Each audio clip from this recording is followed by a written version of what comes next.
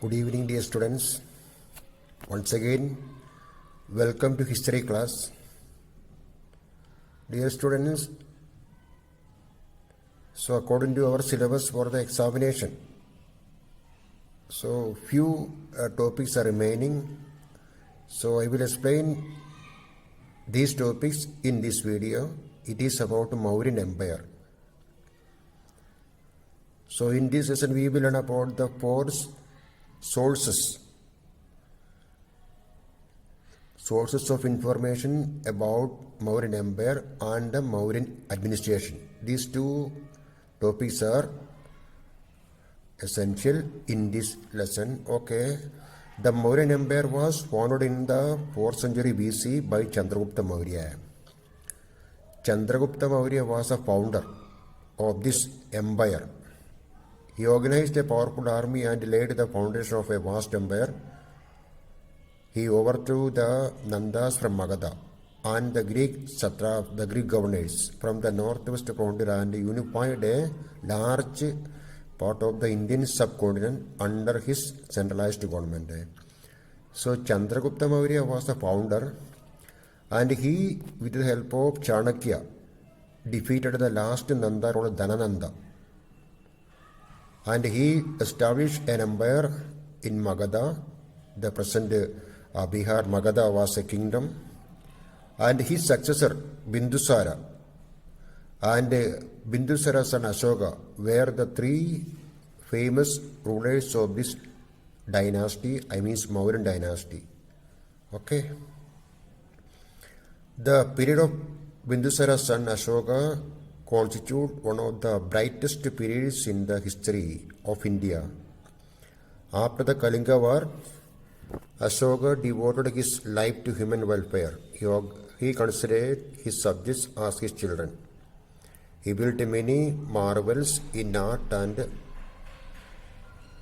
architecture, some of which have survived up to this day. Okay, we will learn about Ashoka. What was the Kalinga battle? And what were the various effects of this battle? How did Kalinga battle change the life of Ashoka? All we will learn. But before that, we will learn about the four important sources, Arthashastra of Kaudalya. Of all the literary sources on the history of Mauryas, the most important source is the Arthashastra, a book written by Kaudalya, also known as Vishnugupta or Chanakya. And he was the advisor and the prime minister of Chandragupta Maurya. Kaudalya's Arthashastra is a book. It contains 15 books and 180 chapters. Okay, and we can divide this book into three parts. And different parts are there. The first part deals with the king and his council and the department of government. The second with the civil and criminal law, and the third part with the diplomacy and war. So it is a great source of information about the Mauryan rulers and their administration. Arthashastra by Chanakya or the Kaudalya. Arthashastra is written in Sanskrit. It is a comprehensive manual that deals with the politics, rules of diplomacy, principles of administration, and other such political topics. And this book was discovered in 1904, and its English translation is now available. So what is Arthashastra? Arthashastra is a book written by Kaudalya, the advisor and the prime minister of Chandragupta Maurya. And for us, it is a great source to know about Chandragupta Maurya and his administration. And now the second one is Indica. Megasthenes was a Greek ambassador at the court of Chandragupta Maurya. So Megasthenes, he was an ambassador or a messenger of Seleucus. Okay, Seleucus sent a messenger to Chandragupta's court, and Megasthenes lived in the court of Chandragupta Maurya. He had been sent to the court by Seleucus, the Greek ruler. He wrote a book named Indica, which contains his impressions of what he heard and saw during his stay in India. Megasthenes' original Indica has been lost, but its fragments still survive in the writings of other Greek scholars or writers. So, Indica, book written by Megasthenes, has survived only in fragments, yet his account gives details about the Mauryan administration of the capital city of Padaliputra and also the military organization. So, Arthashastra and Indica are the two literary sources of information about the Mauryan Empire and the Mauryan dynasty and their administration. Okay, Arthashastra and its importance, Indica and its importance. And now we will learn about the archaeological sources. Indica is a book written by Megasthenes. Then who was Megasthenes? Megasthenes was a Greek ambassador at the court of Chandragupta Maurya. Megasthenes stayed at the court, and during that time he experienced and he wrote something. Okay, please remember this. And from this Indica, now we will get an idea about the military organization of Chandragupta Maurya. And now some archaeological sources. First one, edicts of Ashoka. So you will learn what is an edict. An edict is a decree or a law, LW law, issued by a sovereign or a king. The edicts of Ashoka form the most important source of Mauryan history. They are the oldest, best preserved and exactly dated records in India. Okay. These edicts are inscribed on rocks and pillars throughout the country and include 14 major rock edicts, 7 pillar edicts, and a number of minor rock edicts. The inscriptions on these edicts provide a useful insight into the life and ideals of Ashoka in particular, and about the history of the Mauryas in general. So, what is an edict? An edict is a decree or a law issued by a sovereign, means a king. The important announcements made by the king, we can say. And why these are important for us? Because these are the most important, oldest and the best preserved records about Ashoka, Chandragupta Maurya, Bindusara. Okay, please remember that. Then the most important event of Ashoka's reign was the conquest of Kalinga. So there was a battle between Ashoka's Magadhan kingdom and Kalinga. Kalinga was an ancient kingdom in the present Odisha. Okay. And the untold sufferings and atrocities of the Kalinga were deeply touched Ashoka's conscience, and he made a solemn resolve not to take up arms anymore. So what were the various consequences of the Kalinga battle? Ashoka stopped battles again, war again. Okay, solemn resolve not to take up arms again. The war drum, Berighosha, was silenced forever, and henceforth were heard only the echoes of Dhammagosha, the call of non-violence and universal peace. Okay. So the most important impact of the Kalinga battle, Ashoka the Great, or King Ashoka stopped battle, and then he became a preacher of the non-violence. Okay. In pursuance of his policy of non-violence, Ashoka prohibited killing of animals for sacrifices, advocated restraint in the number that had to be killed for consumption, protected some of the animals, and in general condemned cruel acts against animals. So he became a preacher of non-violence, and he became a pure vegetarian. And he, became a Buddhist. He accepted Buddhism after the Kalinga battle. And then he took a number of measures for the spread of Buddhism in his kingdom and other parts of the world. He sent his son and daughter to Sri Lanka for the spread of Buddhism. Okay. And reference to protection of animals. Okay. Made in the rock edict number 1, which says an example for the what we call a change in his life. Formerly in the great refectory and temple of the heaven, beloved King Piyadashi, daily were many hundred thousands of animals sacrificed for the sake of meat food. So even at this day, while this religious edict is under promulgation, from the sacrifice of animals for the sake of food, some two are killed or one is killed. But now the joyful chorus resounds again and again that henceforward not a single animal shall be put to death. So an example for his change. So after the Kalinga battle, he became a preacher of the non-violence. He banned the killing of the animals.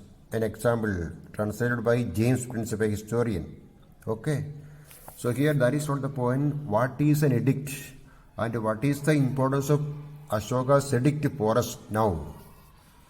Already we have now listened Sanchi Stupa, another important source of information about the Mauryan dynasty Ashoka is Sanchi Stupa.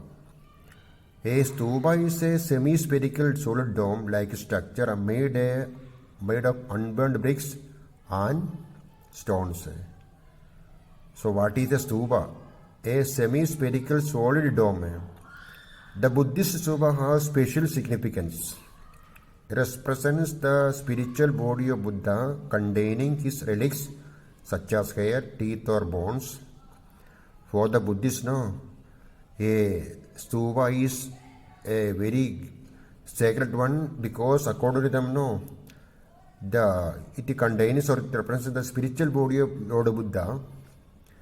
And a casket containing these relics is placed at the base of the dome. The foundation of the Sanchi Stupa was laid by Ashoka at Sanchi, about 45 kilometers from Bhopal in Madhya Pradesh. There are 4 gateways in 4 directions. They have carved panels depicting events from the life of Buddha and some tales from Jataka stories. Already we have learned this Jataka. Then Buddha is represented by symbols like the people tree, lotus or a wheel. The pillars are surmounted by capitals which contain sculptures of lions. So what is Sanchi Stupa? Sanchi Stupa is a stupa. What is a stupa then? And why this is important for us? So because Ashoka started the construction of this stupa. After the Kalinga battle, we have learned he became a Buddhist, follower of Buddhism. And for the spread of Buddhism, he took a number of measures. He erected a number of pillars and stupas. So Sanchi Stupa is one among them. Okay, features we have learned and the importance. So these are the 4 sources. Once again, Arthashastra, Indica, Ashoka's edict or edicts of Ashoka and Sanchi Stupa. And the next topic is Mauryan administration. Okay. So in this topic we will learn about the central government, the provincial government and the district administration and the various officials appointed by the rulers to carry the administration in the provinces also at the center also. So the Mauryan Empire beginning with the Chandragupta Maurya was vast with an all India character, pan-Indian character of the Mauryan Empire. So Chandragupta Maurya established Mauryan Empire and Bindusara, Ashoka, they conquered many places and their empire spread many areas vast with an all India character, presence in not everywhere but in many places of India. Seleucus, whom Chandragupta defeated in war had handed him 4 provinces of Kabul, Kandahar, Herat and Balochistan. Kabul, no, Kandahar, Herat are in Afghanistan, is the present Afghanistan. Balochistan is a province in Pakistan. These remained with the Mauryan Empire right up to the end of Ashoka's rule. During Bindusara's rule, Ashoka reached Takshila and put down the revolt there. After Bindusara had established his rule over South India, no other king ever ruled over the whole of India. The fact that Chandragupta Maurya spent his last years at Sravanabalagala in Karnataka speaks volumes about the all India character of the Mauryan Empire. Sravanabalagala is an important pilgrim center for the Jains. Sravanabalagala. Okay. Anyway, so they established a very vast empire. That is why it had a pan-Indian character. Okay, from Afghanistan to the present about Mysore we can say. So Kabul, Kandahar, Herat and Balochistan. Please remember the 4 provinces. Okay, he got from Seleucus after a war between Chandragupta and Seleucus. And the chief advantages of the pan-Indian character of his empire were the following. It marked the end of small states. It helped in establishing trade links with the foreign countries. It made India strong and helped the Mauryan kings face foreign aggression successfully. After Ashoka's victory over Kalinga, the era of conquest and wars was over. It helped the Mauryan kings to pay more attention to social and economic life of the people. Hence, there was an all-round economic development. Okay. Anyway, pan-Indian character of the Mauryan Empire and the administration. It was Chandragupta Maurya under the guidance of Chanakya who laid the foundations of an elaborate system of administration. Chanakya was the advisor and he was the prime minister of Chandragupta Maurya. Okay, he advised him. Chanakya wrote a book, Arthashastra, in which he describes the principles of politics and the art of administration. Chandragupta's son Bindusara retained the same system and Ashoka made some changes necessitated by the change of heart after the Kalinga war. So Kalinga war and its influence already we have learned. Again we are going to learn.